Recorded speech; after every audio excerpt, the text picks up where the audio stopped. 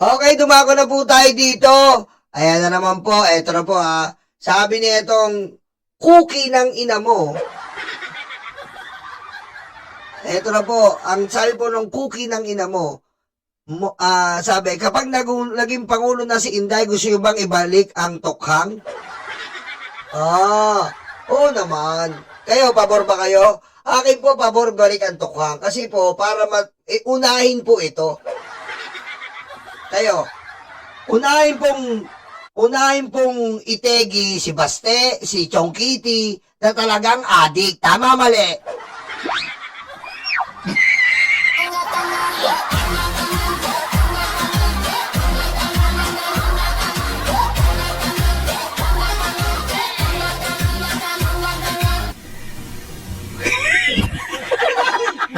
Okay, unahin po ito. Unahin natin etong mga to. Ayan po, unahin natin.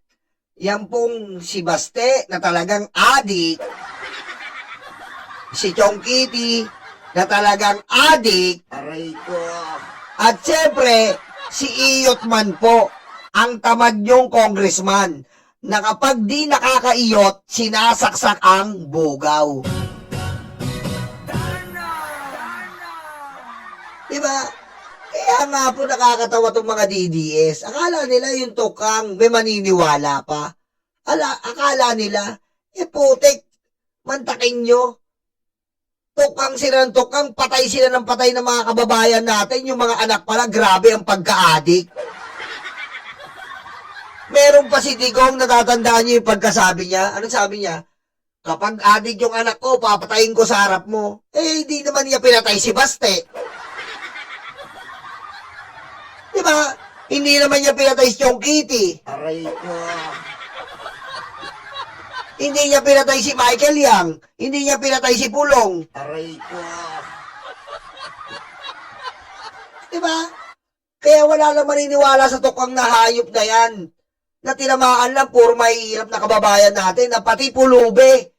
Pati pulubi po, ubos. Bakit? Pinagbabaril nila para lang maisumiti ng mga pulis at magkapera. Grabe, di ba? Oh. Tapos, magiging proud na naman, ibalik ang tokang. Ayop na tokhang yan. Hindi namatay si Baste, hindi namatay si Chong Kitty, sabog na sabog sa chongke, tsaka sa sabu, sa cocaine. Aray ko. Oh. Ano sabi ni Ellen Darna, girlfriend ni Baste? Lahat ng droga natikmang ko na. Diba? Siyempre, ikaw, Jason Reyes, pare Eduardo, Sir Sherwin, mga lalaki dyan. Bobby Gascon. Pag may girlfriend ka, putik, jamming ang tawag doon. Hindi pwedeng yung girlfriend mo lang ang adik. Siyempre, diba? Jamming yun eh. Lovers eh. Tawag doon, magka-jamming kayo. Kung yung girlfriend niya talagang nuknuka na umaamin, si Basti, tignan nyo naman itsura, tabingi, ang langalangala, bata. Aray ko. Diba? Ganun yun. Alam natin yan, pag girlfriend mo adik ka na rin. Diba? Tignan mo naman, tignan niyo po. Yung sigarilyo ni Baste, walang filter. Tayo naman, hindi naman tayo baguhan eh. Ano po ba yung sinisigarilyo mo ng walang filter? Ano ba yung sinisigarilyo ng walang filter? Kung laki ka sa streets, alam mo yan. Diba? Pare, bili ka. Ano pare? RP. Kanino? Doon kay Aling Bebang. Ilan? 2 balot pare. Hindi. Yun eh. Alam natin yan. Diba? Laki tayo sa streets eh. RP ang tawag dyan, men. Diba? Yan ang mga laki sa streets, alam mo yung RP. O kaya, pag hindi ganyan, bibili ka ng pendant. Pare, walang RP, pendant. Ganun ba? Sige, pendant na lang. Diba? Alam niyo yung pendant? Yung laruan ng bata na may glitters dito, yung sinasabit. Yung sinasabit po. Ayan. Pendant yun. Tapos parang tube. Parang tube yun. Ganun yun dito. Ito, headset, nakasabit yan na ganyan. Yan, nakasabit. Tapos glitters yan. Gagawin mo doon, tataktak mo yun. 5 piso isa yun, tataktak mo yun, tatanggalin mo yung glitters. Tapos magiging tube yun. Doon mo sasalpak.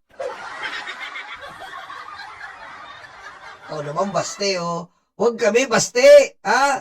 Tapos, ayan ang pangit, eh. Ayan ang pangit, baste. Yan ginagawa mo. Yung parang, halatang halata sa yung adik ka, nagpapanggap kang hindi. Ang sagwa nun. Aray ko. Ang sagwa nun, baste. Di ba? Yung adik ka, nagpapanggap kang hindi. Men, ang bantot mo nun, men. Aray ko. Yeah? Kita mo yun? Di ba si Yoshimo? Walang filter? Sabog!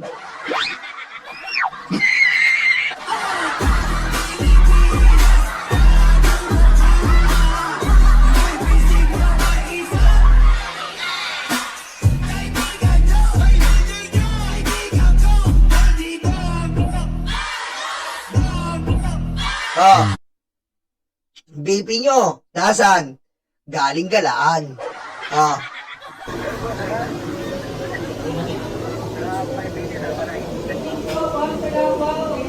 Evening po. BP nyo, gagala na naman. Yan na naman BP nyo. Gagala na naman po ang ating BP Sara. Napakasarap ng buhay ng BP natin, no? Aray ko. Napakasarap po ng buhay ng BP natin. Pag-gala-gala na lang po, no? Parang tayo, hindi tayo makagala, eh. May mga mahal na araw nga po, di ba? Good Friday ngayon, hindi tayo makagala. Bakit? Wala tayong pera. Pero yung BP natin, no? Kada gala-gala-gala. Gala ng gala, men. Gagala na naman po. Aray ko. Hindi. Grabe, no? Tapos, iiwas lang ng iiwas sa impeachment, no? Grabe yung BP natin. Sana po, no? Sana po. Okay, dumako na po tayo dito. Dito muna. Ito muna po. Dalawang nagkainitan. Mga kasama, huwag po tayong pabubudol. Nabudol na tayo doon kay Pangulong Marcos Jr. Nabudol na tayo kay Rizon Tiveros sa inendorso ni Vice President Sara. May mga tao po dyan, nagkukunwari, Duterte daw sila. Tingnan yung history nila. Ito sinasabi nila noon. Utik, nag-aaway si Buwangson tsaka si Ewoks. Away. Aray ko. Tingnan niyo yung tsura ng dalawan to, no? Grabe, no? Isang buwang, isang mukhang Ewoks, eh. Dogfight, no? Dogfight, Article PH, no? Dogfight. Oo, no? Dalawang pitbull sa isang kulungan. Aray ko. Bakit Pangulong Duterte? Anong sinasabi nila laban kay VP Sara? Pinahirapan nila ang Duterte Youth Party List. Nakatapos, magsisiksik dito. Duterte daw siya. Wow naman. Wala akong sinasabi, ha? Wala akong sinasabi. Hindi ako magbabanggit ng pangalan.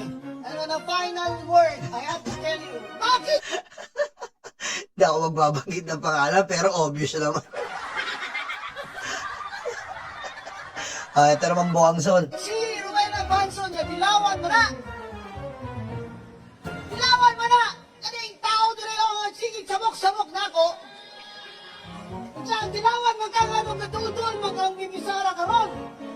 Ayaw na yun si Bibisara. Ayaw na lang nagdiskutan kay karon ang kinahanlan mo daog yun si Sara for president. Kung dilaw ka, kung pulaw ka, kung pink ka, kung blue ka, kung so, wala na minimo kaakig. Wala kami kaakig sa inyo. Naku, talagang dila ko yukot, Buwangson. Good luck, ha? Good luck. Kung may mabubudol kang Pilipino sa itsura ng utak mo. Aray ko. Good luck lang po. Nako. Biro nyo po nakakalungkot, no? Biro nyo, anong to? April 2025 pa lang. 2026, April 2026 pa lang. Puro politika na lang po ang iniintindi nila. Tignan nyo po. Ganito po ba iboboto nyo? Etong mga hayop na to, na ang dami nating krisis ngayon. Sila mismo ang nagpe-fake news ng krisis. Tapos sila namumuliti ka na? Ano to? Diba? Tignan nyo po, ang daming problema, lalo na yung gasolina. Pero sila, iniintindi nila, si Baste, iboto nyo si Sara Duterte! Putek, ano yan? Aray ko. Ano yan? Di ba may oras para mga kandidato? May oras mangampanya? May oras para tayo ay dumaan sa national election? May mga oras yan. Pero sila, ngayon pa lang, politika ng politika ang iniintindi. Ano to? Ha? Ganyan po ba iboboto nyo? Sure kayo? Masyadong patay gutom sa kapangyarihan? Wala pa pong eleksyon. At wala pa tayo sa taon ng eleksyon. Tayo ay nasa, problema ng gasolina ngayon. Dahil nagkakagulo ng gera. Wala sila. Imbis na solusyon ang ihain nila, ambisyon. Hindi po dapat ganun. Solusyon ang ihain mo, hindi yung ambisyon mo. Iboto nyo akong presidente, iboto nyo akong senador. Ay, lintek. Ganyan po ang mga tao na wala pong inintindi kundi sarili nila. Ganyan yung mga taong sakim. Biro mo, ang tagal pa, gusto agad bumalik. Hindi muna magtrabaho. Isipin nyo po, 2026. Dapat nagtatrabaho ka. 2027 pa. Isang taon pa yan. Ang dami mong pwedeng magawa. Pero iintindihin mo kagad, iboto nyo ako sa presidente. Ay, pusik. Diba? Tapos, tama si Bobby Gascon, titirahin yung impeachment. Impeachment na. Tama na yan, may krisis na. Eh, kayo nga, eleksyon na iniintindi nyo eh. Diba? Eleksyon na iniintindi nyo, kaya kami, impeachment. Oo, bakit? Eh, magnanakaw. Ang daming complain. Ang daming nawawala. Ang daming ginawang kasamaan. Nag-detret sa Pangulo. Kaya dapat intindihin. Hindi porkit na nanakawan ka ng 125 million sa bahay mo, porkit may krisis, wala na dapat managot. May dapat managot dahil may nawawala. May dapat managot dahil may ninakaw. Ano man ang taon, ano man ang sitwasyon. Pero ang eleksyon, hindi mo dapat gawin yan ngayon dahil may tamang panahon. Diba? Kagaguhan yung ginagawa nyo. Nagpoproklama na kayo ngayon ng kayo itatakbo? Kagaguhan yan. May tamang panahon dyan at ang impeachment, yan, ito nga ang tamang pagkakataon dahil dapat managot yan.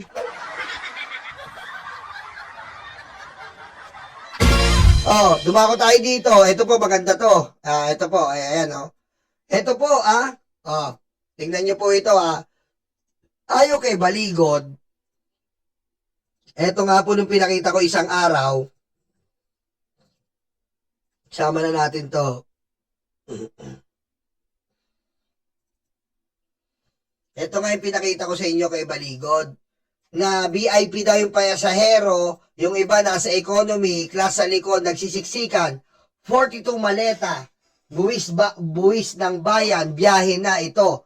Oh, sa mga nagsasabing AI ito, ang utak nyo ang AI. Meleta Legacy. Oh, yan, no? Hindi daw AI. Okay. Okay.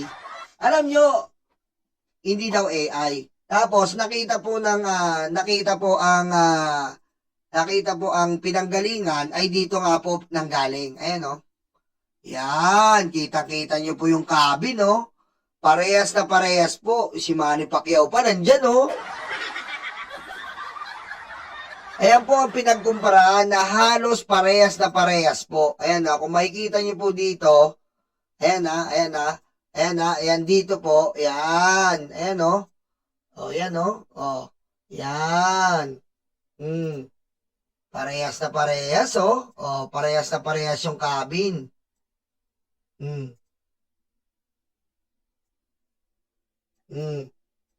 Parang sinukat po eh, oh. Parang sinukat. Ay, dito tayo, ayan, oh. Pati yung itsura ng piloto, ng babae na nag-ano, parehas din ng uniform. Parehas na parehas, Chubby Chingson. Aray ko. Ayan, oh. Ayan, oh. Ayan po, oh. Yung upuan, parehas. Ayan, oh. Maleta, oh. Nakaupo, oh. Parehas na parehas. Aray ko. Pinaglagyan ng maleta, parehas na parehas. Yung nakaupo dyan, oh. Parehas na parehas. Aray ko. Oh. Eto, etong wood, ba't nandun si Digong? Oh, yan, ha. Ayan nga po, lumalabas na parehas. Ayan, oh. Grabe, oh.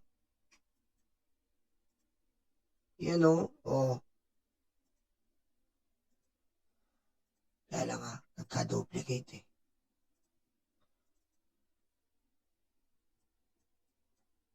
Yan, oh. Sabit. Yan, oh. Ito, ayan, oh. Pati itong bangko, ayan, oh. Sabit. Aray ko. Sabit, eh. Yan, oh. Sabit. Aray ko. Sabit, oh. Ayan, oh. Sabit, oh. Parehas. Aray ko. So, alam na. Oh. Alam na kung sino ang nagpapakala talaga. Alam na kung saan nanggagaling ang maleta. Alam na. Aray ko. Sabi ko sa inyo eh. Ito pong maleta na to, 2018 to, tama yung sinasabi ni Ombudsman. Ngayon natin na pagdugtong-tugtong eh. 2018 po to. Panahon po, Mami Chris Rosa, panahon po ito ng mga Duterte. Ngayon, yung mga video nila, yung mga ano-ano nila, mga picture nila dyan, kung meron man yan, eh mga koleksyon nila yan, ng mga 2018. Aray ko. Ay, nako. Yan natin to. Sabit. Aray ko. Pero hindi po natin yan sinasabi si Pacquiao, ha, kasi nandito po si Pacquiao eh. Wala pong kinalaman si Pacquiao dyan. Ang inaano po natin ay yung kumakalat para patunayan po na matagal na ayon sa Facebook itong deliveran ng maleta.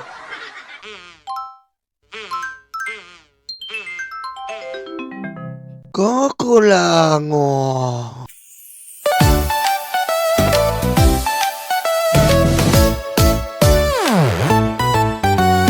Tanggap, tanggap, Lorga, Yuga, DDS, DDS. Dating yung white karton, Duterte, Duterte. Tanggap, tanggap, Lorga, Yuga, DDS, DDS. Dating yung white karton,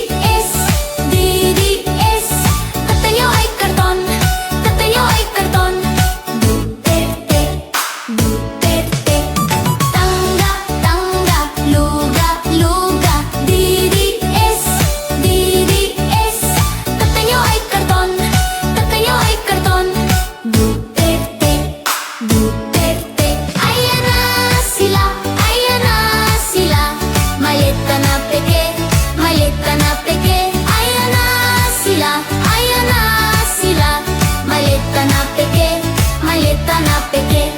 Puro fake news ang dede.